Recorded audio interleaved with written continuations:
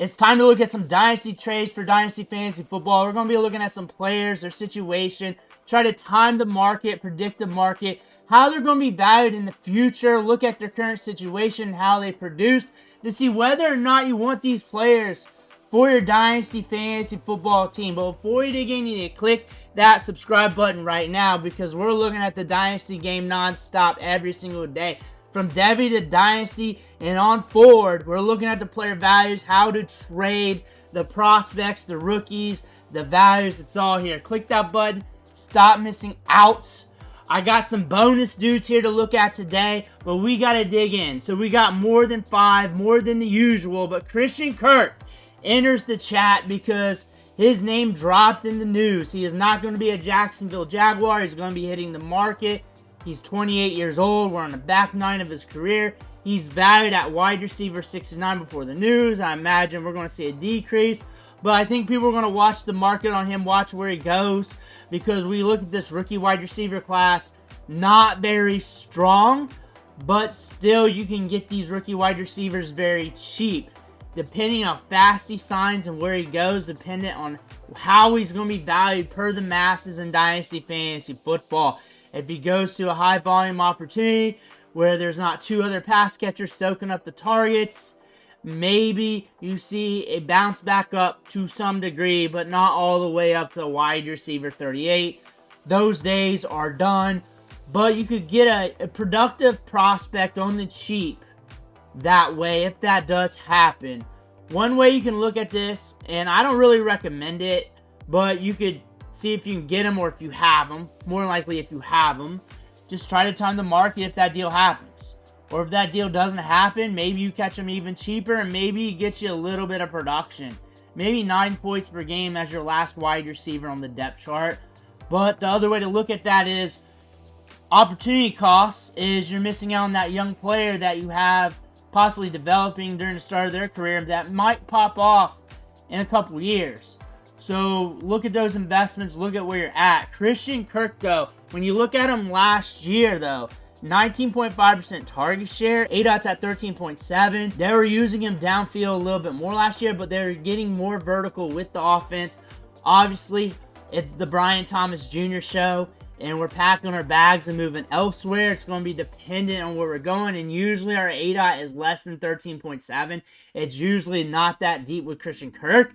So it really does not fit with what they want to do anymore. And they can find comparable players cheaper. Even if it's a little bit less in quality, the salary is going to be much better for them.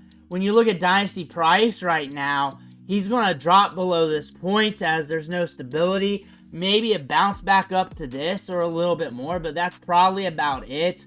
On the back 9 of the career, we know we're not going to be heavily invested in, and if we do get invested in quickly, that's just a sign of the rookie market for wide receivers. Davante Adams is on the market, and look at what he did last year. We have multiple wide receiver 1 week, so we do have some gusto to our game. We could help a team, especially a team trying to make a playoff push into next year, a win-now team, and he's going to want to play for a good quarterback. He wants some opportunity, and he wants that cash. 10.1 targets per game last year. Targets are earned. He earned them with Garrett Wilson in the offense. Those 2 guys soaked up the targets in the offense. Wide receiver 51, and we're just seeing where he goes. Is it with Aaron Rodgers, wherever they land, or is it with another team? Last year, 29.5% target share and 8 out of 8.3. Shorter targets, but the target share of almost 30 is top tier. 5th among wide receivers. Targets 9th among wide receivers. We still got it. We still got it. Maybe not the where it used to be, but we still got it when it comes to soaking up volume. We're good at getting volume, and it takes talent to get volume, and we could possibly get that with another team. Maybe with Jordan Love. A lot of people talking about rekindling the flame with the Packers. Right now, the price tag is very cheap. He's an older wide receiver, 32 years old. Really, for just win-now teams, I think that's common sense when you look at the age. But if you're looking to make a push, usually you want to buy those pieces in season, but they cost a little bit more. Right now, a Davante Adams, wide receiver 51, it's kind of cheap. And he's not going to sign anywhere where it's with a jabroni quarterback, a jabroni team. you're looking at a player here that if you're looking for the now, just 2025, and if you're lucky 2026 and beyond, more than likely not much beyond 2026, then hey, that's a good price. If you're looking for something to build with, develop with, long-term with, if I can't win this year, if I don't feel good, if I feel a little iffy, then you probably need to stay away. But again, this is a player, productive last year, got targets last year, might land in a good offense. T. Higgins is staying with the Bengals. So not much is going to change here. He's going to be productive with the Bengals. We know what we're going to get. We're going to get air yards and targets and push downfield. And injuries might crop up again.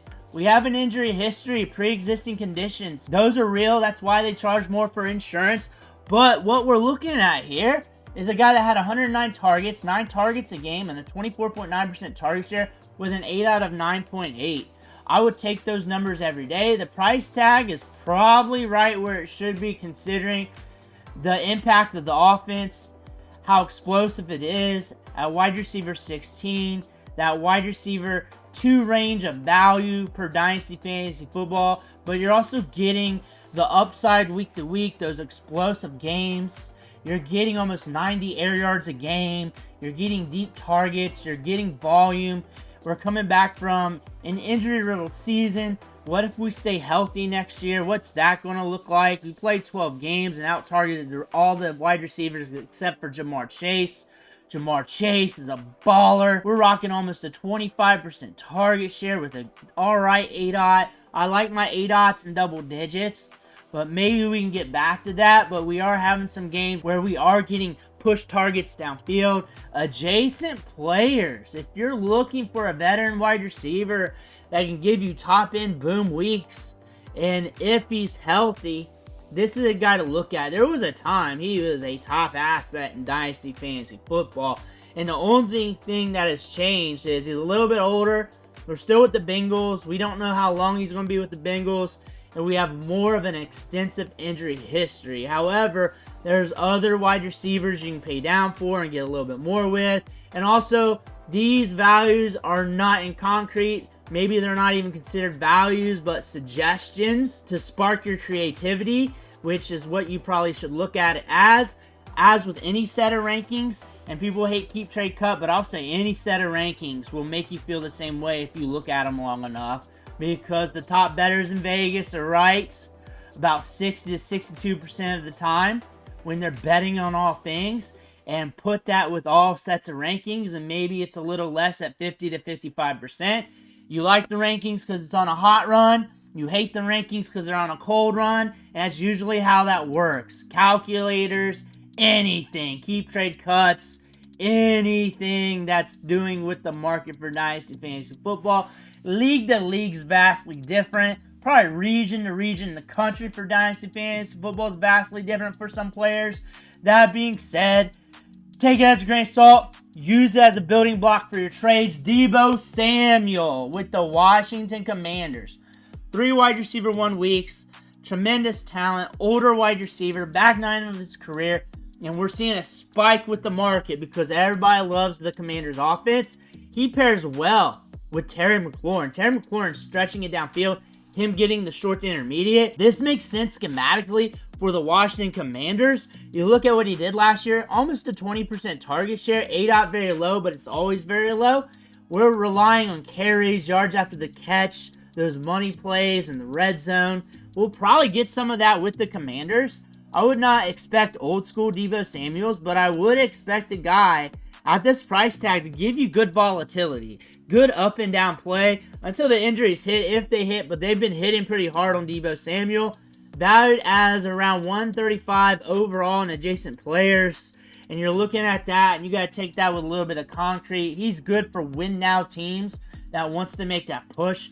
If you're rebuilding, or if you just found yourself that, hey, I'm in the middle of the road, I might be rebuilding soon, maybe it's time to push away, get something back at you, maybe some picks or something. Again, these are for your creativity for your trades, not locked-in values. And also the market's a little bit up on Deebo Samuel. And I think the market's going to get up on him throughout the offseason and deeper into training camp. So when training camp hits, it's really the time to sell, especially when you see him on the field, the highlights, you see me pump out those highlights of the Washington Commanders. He's catching a few balls from Jaden Daniels. There's hype from other people and redraft types coming in. That's when you really want to make that push. Unless you want to get into your rookie draft and you don't care right now. Ricky Pearsall is going to see a bump up in value. Brandon Ayuk, they might trade him. They might not.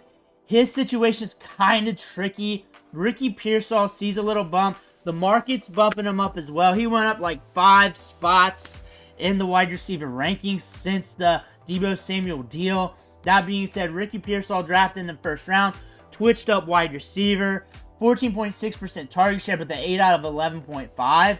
He gets targets downfield, but it's a very small sample for Ricky Pearsall as we only had 46 targets on the season. Ricky Pearsall is a player that you're watching. I want to know whether or not you're in or out. There's people that are heavy in on him. There are people that are heavy out on him. He's a pivotal player. At the price tag now, it's creeping up. At the price tag where it was in season, like in October when he was doing nothing, that was the time to get him. If not during the rookie drafts when he was a cheap first-round selection in the second round. First-round wide receivers do get more opportunity. And he fell because the market didn't like him.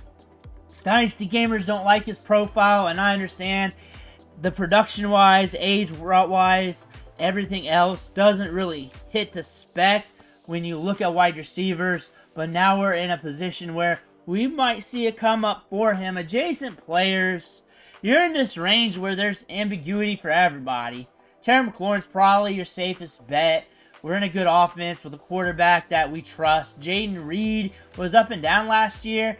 Tyreek Hill's older, but that upside's there. Jerry Jeudy had a big bounce up last year. But you know what? It's the Browns. There's a lot of ambiguity here. But Ricky Pearsall, how you value him with those wide receivers, how you value him overall, what would you do to get him? J.J. McCarthy, Sam Darnold's gone. We're looking at the J.J. McCarthy era now. This is our bonus player here. Let's call it like that. Actually, it was Christian Kirk. QB 18, around that range. It looks like there's a lot of people that love him on social media. Vikings fans for sure. When you look at the values, it looks like nobody's willing to dive headfirst in. That makes sense. That's very safe. Right behind Trevor Lawrence right there. When I think about J.J. McCarthy or come back from that ACL, looks like it's his time to be the Vikings quarterback. But they allow quarterbacks to produce. This is a team that wants to be fast-paced. When I look at Darnold, he wasn't fast-paced. And when I look at Justin Jefferson, Jordan Addison, what they got in the run game and what they're going to get, Hawkinson, perfect situation for J.J. McCarthy. Sam Darnold, though, looking at him, another player. We're going deep today. Honestly, he's on the back nine of his career, and he's looking to get that bag and move on. Watch his situation. If we got a good wide receiver, if we got some opportunity, maybe for you. However, he might be just a moneyball quarterback, and that's fine. Let him get his money. Let him move on. Let him earn some money off of what he did last year. He deserved it. Like I said, pace of play, 24th among quarterbacks. He slowed it down. Usually, Vikings like to be top 5 in pace of play, so they got to move on. They don't have to pay him a lot. They don't want to pay him a lot, and they're not going to pay him a lot. But somebody's going to pay him a little bit more than expectations because there's not many quarterbacks and there's a high demand for quarterbacks. You got to have a quarterback. You got a couple in the draft to look at in the first round that a lot of people are very argumentative about. And you look at this free agency pool, he's one of the top ones, and that's a look for money. That's a look for money. However, he's a moneyball quarterback. Priced at QB 25. Tua is at QB 24 right now, which is very interesting for a keep trade cut. Dak at 22, which is a tremendous value. Justin Fields, you want to see where he lands. Anthony Richardson is nosediving. We got to do some videos on him.